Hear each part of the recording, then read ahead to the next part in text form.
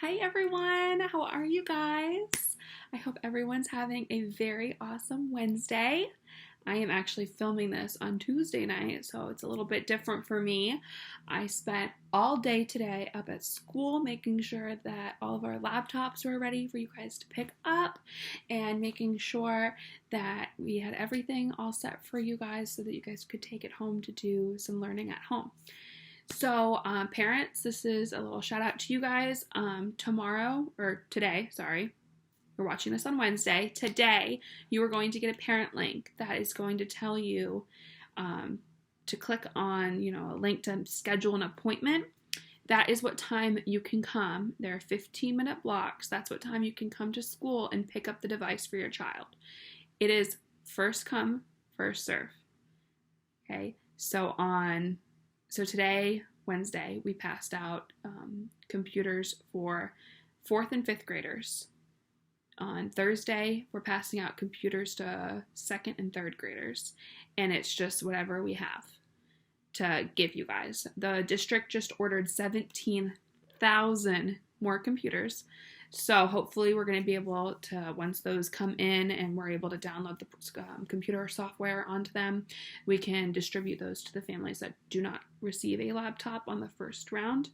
And then you guys will be able to work on your computers, okay? So that's our goal right now, is to just get everyone computers. So make sure when you get the parent link tomorrow, you hurry up and try and get the first couple spots of the day, so that way you know that you're getting your child a laptop. Or hopefully you are. I'm trying to think what else on the laptop situation. I think that's it. Starting next week, so starting on Monday, March 30th, I have to take attendance every single day. In order to take attendance, I need to show that your child is having some sort of proof of learning. So that means if you go to school and they don't give you a laptop, but they give you a work packet, take a picture of the work packet that you guys are doing. Show me that, today, your child did math, science, the first 5 days worth of work, or the first 5 activities. Show me that there's learning going on so that I can count your child present. So even if your child isn't going to have learning that day, if you are out of town or you're driving in a car, you still have to call the school line and report your child as absent. If not, and we don't see that they logged on to iReady, or if they didn't log on to iReady, or they didn't submit an assignment on EDSB, then that is where we have to then count them absent for that day of learning. Okay, so the other option is just, you all have my Google text number now, my Google number. Just take a picture of the work that you did, send it to me, and I will make sure that we count your child as present and make sure that we're all here. Okay? If you guys want to talk to me, kids, yes, okay. If you want to talk to me, you want to do a little voice call, okay? Or we have kind of something like FaceTime on the computer that we can all use, and we can actually get the whole class together if we wanted to do that. If you guys want to do that, let me know. All right. You can actually message me on EDSB too. You can send a message to me, and you can just say, "Hi, I miss you. What are you doing?" And I'll tell you, I'm sitting right here doing nothing.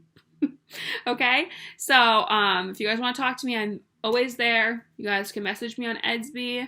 Okay, you have my Google Voice number. You guys know how to get a hold of me. All right, I miss all of you guys so much.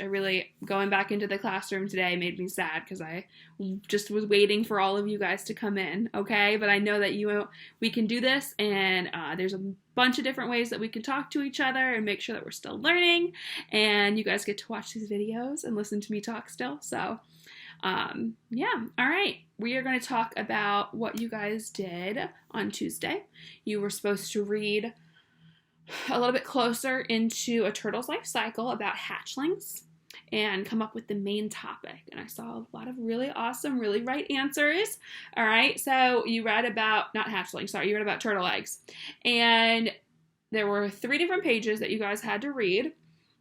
And I read them to you yesterday about a box turtle and how their shell covers their bodies or their backs and their bellies and where they live. And we had to figure out what the main topic was. What do you guys think the section turtle eggs was trying to teach us?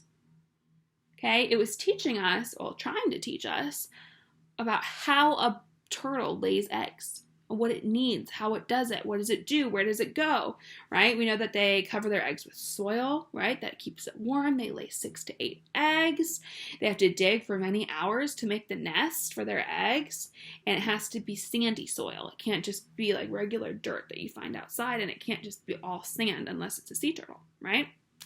So that was what they were trying to teach us, is what a turtle needs and how a turtle lays eggs. Okay, that was our main topic. So moving on to today's lesson, you guys are going to read page 10 through, 13, 10 through 13 on hatchlings. And then you're going to tell me what you think the main topic of hatchlings is. So kind of the same thing that we did yesterday. I'm going to go ahead and read those to you. Okay, I have it on my iPad, but my light's on, so it's a little loud, or a little bright, not loud. All right, hatchlings. In about 3 months, the turtles hatch. Hatchlings have an egg tooth on their beaks. They use it to break open their shells. I always wondered how they got out of their shells. You guys can kind of see their little egg tooth. Let me see if I can cover this light so you can see it a little bit better, maybe. I can't get it to focus. But it has, you guys can look at the picture on Milan, okay? It's like a sharp beak, kind of like what birds have. And turtles have that, and that's how they break open their shell. They kind of probably like bang their head against it and are able to break open their shells. Hatchlings can take 2 or 3 days to break their shells. Some hatchlings stay in the nest, others crawl away to see the world. Wow, 2 or 3 days? That is a long time. Can you imagine trying to break out of a shell for 2 or 3 days?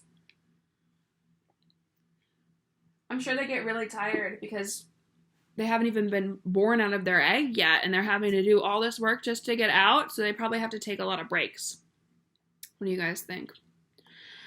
All right, so I want you to think about what this was trying to teach us, okay, and what it was teaching us about these 2 pages or these 4 pages. And I want you to tell me what the main topic was, okay? What was this mostly about? You're going to type that under your assignment for hatchlings, okay? And then submit that to me. Everyone that's submitting work, I can submit back to you. So I'm hoping that you guys are seeing that and you're getting my comments. I really have been enjoying seeing what you guys are up to, what you're doing. I really like hearing from you guys. All right, so today you are going to for writing, you're going to write a journal entry about what you are independently reading right now. Okay? Remember, just because you don't have that time in the classroom doesn't mean we're not all reading books right now. Right now I'm reading a book called Little Women, and it's really good. It's a lot of reading, so it takes me a while to get through it. The words are all the writing's really, really small, so it's been taking me a while, but it's really good. So I want to know what you are reading, what you love to read about, what surprised you in your book, and what your favorite part of the book is that you read so far. Okay, so when Jack and Annie go on their adventures, what's your favorite part? Okay. And let's see, what are we doing today? You're going to do your reading response and then do 30 minutes of independent reading on Milan. Okay, so you should have 30 minutes on iReady at this point, and then this is your second day on Milan for this week. Okay? If you have any questions, remember, you guys know how to get a hold of me, right? Yes? Okay. All right, I think it is time to read. So Jack and Annie are our first stop, okay? And let's see what we are doing. Oh, I remember now. Jack got caught. Do you guys remember? Jack is caught in that trap. I don't know how he's going to get out of this. They always seem to get themselves in all this trouble. Chapter 3. Wow. Jack, cried Annie. The skinny dog barked and jumped around happily. Jack was hanging a few feet off the ground with a rope around his ankle. His glasses and his hat and his bag had fallen to the ground, and Jack felt the blood rushing to his head. I must have stepped in a hunting trap, he said in a strangled voice.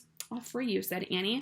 She tried to reach the rope, but it was too high. Jack heard voices of the wild barking of the dog.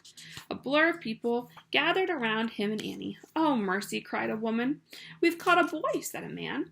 And the dog licked Jack's face. Help, said Jack. A burly man shooed the dog away, then grabbed Jack and another cut the rope with the knife, and they gently lowered Jack to the ground. Jack sat in the leaves, feeling dizzy. You guys ever do that? Like hang upside down off the side of your bed and all the blood rushes to your head and you get kind of dizzy?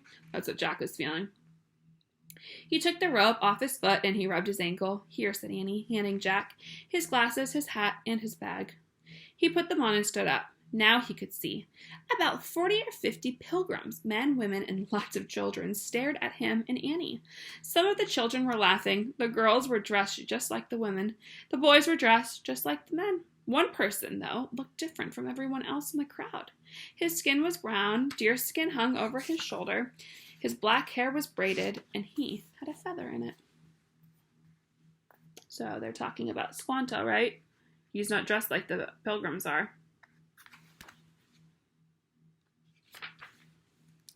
Is that Squanto? Jack wondered. The Wamapang Indian who helped the pilgrims? Two pilgrim men stepped forward. One had a smile on his face, and the other was frowning. Good day, said the friendly-looking man. Who art thou? I'm Annie, said Annie, and this is my brother Jack. We come in peace. Welcome to Plymouth Colony, said the man. I am Governor Bradford, and this is Captain Standish. Captain Standish kept frowning, and he carried a long gun over his shoulder. Oh, wow, said Annie. Wow, said Captain Standish. Wow, whispered the others. I've just heard a lot about you, said Annie, and she looked around. Is Priscilla here? Shh, whispered Jack. I'm Priscilla, said a young woman. She looked about 17 or 18, and her face was weary. Her eyes were sad. Hi, said Annie shyly. I was you. Annie, Jack warned. Thou was me, puzzled? Priscilla asked. She sounded puzzled. Never mind my sister, said Jack. She's nuts. Nuts? repeated Priscilla. Nuts? whispered the others. Oh, brother, said Jack. Oh, brother, whispered Priscilla. Annie giggled. Never mind. That's just how we say things at home. And where is thy home? Captain Standish asked. He didn't sound as friendly as Governor Bradford or Priscilla. Sometimes when you guys are talking to me and you use all those different words that I don't know, and then I have to ask you guys what that means and you make fun of me, that's about you how the pilgrims were feeling right now. Because Jack and Annie are using all of those words like slang that they don't know, and that's how I feel sometimes when you guys are talking to me. Our parents sent us, we're from a village up north, said Jack. Our parents sent us up here to learn how to grow corn. But how and where did your family come to America? Asked the captain. Jack was worried. Now he had to start making up a story and he couldn't back out of. Likely he remembered something else from their book. We sailed to America with Captain John Smith when he was exploring the coast. Annie and I were babies then. Ah, indeed. Indeed, said Jack. I believe Squanto knew Captain John Smith when he was in Plymouth. Perhaps he remembers thy. Everyone looked to the man with the braid. Oh no, thought Jack. He knew Squanto wouldn't remember them. These children say they sailed with Captain John Smith. Does thou remember two wee babies named Jack and Annie? Squanto moved closer to Jack and Annie. He took a deep, careful breath careful look at their faces. Jack held his breath and his heart pounded. Squanto turned to the governor. Yes, he said quietly. I remember. Do you think that he actually remembers? Do you think he was just trying to save them? I think he was just trying to protect them. So that is it for Jack and Annie today. And now I'm going to read some of Charlotte's Web. Now remember, Wilbur is about to go to the state fair, right? And he really wants Charlotte to go with him, but I don't know if that is going to be able to happen. Let's see. The night before the county fair, everybody went to bed early. Fern and Avery were in bed by 8, and Avery lay dreaming that the Ferris wheel had stopped and that he was at the top car. Fern lay dreaming that she was getting sick in the swings. Lurvy was in bed by 8:30, and he lay dreaming that he was throwing baseballs at a cat and winning the genuine Navajo blanket. Mr. and Mrs. Zuckerman were in bed by 9. Mrs. Zuckerman lay dreaming about the deep freeze unit. Mr. Zuckerman lay dreaming about Wilbur. He dreamt that Wilbur had grown until he was 116 feet long and 92 feet high, that he had won all of the prizes at the fair and was covered with blue ribbons, and even had a blue ribbon tied to the end of his tail. Down in the barn cellar, the animals too went to sleep early. all except Charlotte. Tomorrow would be the fair day. Every creature planned to get up early to see Wilbur off on his great adventure. When morning came, everybody got up at daylight. The day was hot. Up the road at the Arbel's house, Fern lugged a pail of hot water to her room and took a sponge bath, and then she put on her prettiest dress because she knew she would see the boys at the fair. Mrs. Arbel scrubbed the back of Avery's neck and wet his hair and parted it and brushed it down hard until it stuck to the top of his head, all but about 6 hairs that stood straight up. Avery put on clean underwear, a blue jeans, and a clean shirt. Mr. Arbel dressed, ate breakfast, and then went out and polished his truck. He had offered to drive everybody to the fair, including Wilbur. Bright and early, Lurvy put on a straw hat in Wilbur's crate and lifted it to the pig pen. The crate was green. In gold letters it said, Zuckerman's Famous Pig. Charlotte had her web looking fine for the occasion, and Wilbur ate his breakfast slowly. He tried to look radiant without getting his food stuck in his ears. In the kitchen, Mrs. Zuckerman suddenly made an announcement. Homer, she said to her husband, I'm going to give that pig a buttermilk bath. A what? Said Mr. Zuckerman. A buttermilk bath. My grandmother used to bathe her pig with buttermilk when it got dirty. I just remembered. Wilbur's not dirty, said Mr. Zuckerman. He's filthy behind the ears, said Mrs. Zuckerman. Every time Lurvy slops him, the food runs down around the ears, and it dries, and it forms a crust. He also has a smudge on one side where he lays in the manure. He lays in clean straw, corrected Mr. Zuckerman. Well, he's dirty, and he's going to have a bath. Mr. Zuckerman sat weakly and ate a donut. His wife went to the woodshed, and she returned. She wore rubber boots, an old raincoat, and she carried a bucket of buttermilk and sat in a small wooden pail. Edith, you're crazy, mumbled Zuckerman. But she paid no attention to him, and together they walked to the pig pen. Mrs. Zuckerman wasted no time. She climbed in with Wilbur and went to work. Dipping her paddle in the milk, she rubbed him all over. The geese gathered around to see the fun. So did the sheep and the lambs. Even Templeton poked his head out curiously to watch Wilbur get a buttermilk bath. Charlotte got so interested, she lowered herself on a drag line so she could see better. Wilbur stood, his eyes closed. He could feel the buttermilk trickling down his sides. He opened his mouth and some buttermilk ran in. It was delicious. He felt radiant and happy. When Mrs. Zuckerman got through and rubbed him dry, he was the cleanest, prettiest pig you ever saw. And there's him getting his bath. He was pure white, pink, and around the ears and snout, and smooth as silk. The Zuckermans went up and changed into their best clothes, and Lurvy went to shave and put his plaid shirt and purple necktie. The animals were left for themselves in the barn.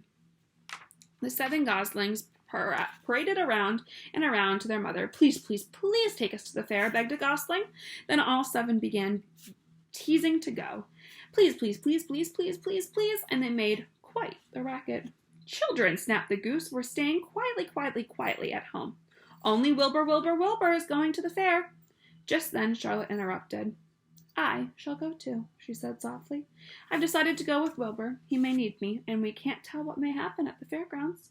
Somebody's got to go along who might know how to write, and I think Templeton better come too. I might need someone to run errands and do general work.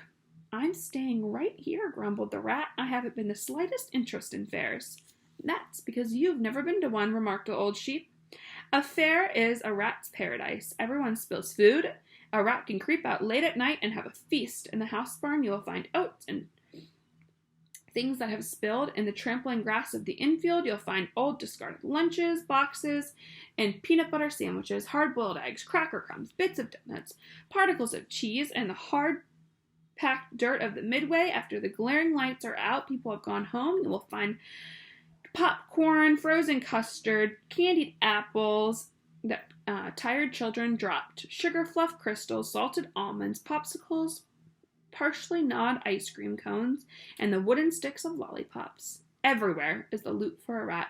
In tents and booths and haylofts. Why, the fair has enough disgusting leftover food to satisfy a whole army of rats. Templeton's eyes were blazing. Is this true, he asked. Is this appetizing yarn of yours true? I like high living, and what you say tempts me. "It's true," said the old sheep. "Go to the fair, Templeton. You'll find out that the conditions at a fair will surpass your wildest dreams. Buckets with sour mash sticking to them, tin cans containing particles of tuna fish, greasy bags stuffed with rotten—" "That's enough!" cried Templeton. "Don't tell me any more. I am going." "Good," said Charlotte, winking at the old sheep. All right, that is where we are going to stop for today. It looks like Templeton and Charlotte are going to head to the fair with Wilbur, and I can't wait to see what happens there. All right, guys, I miss you, and I love seeing all of your work that you're turning into me, so keep it up, and I will talk to you guys tomorrow. Bye. Also, this is Sloan. She came in right after I was finishing the video up, so she wanted to say hi to you guys. Can you say hello? Say hello. Oh, that was so sweet. Did you guys hear her? All right, bye guys. See you tomorrow.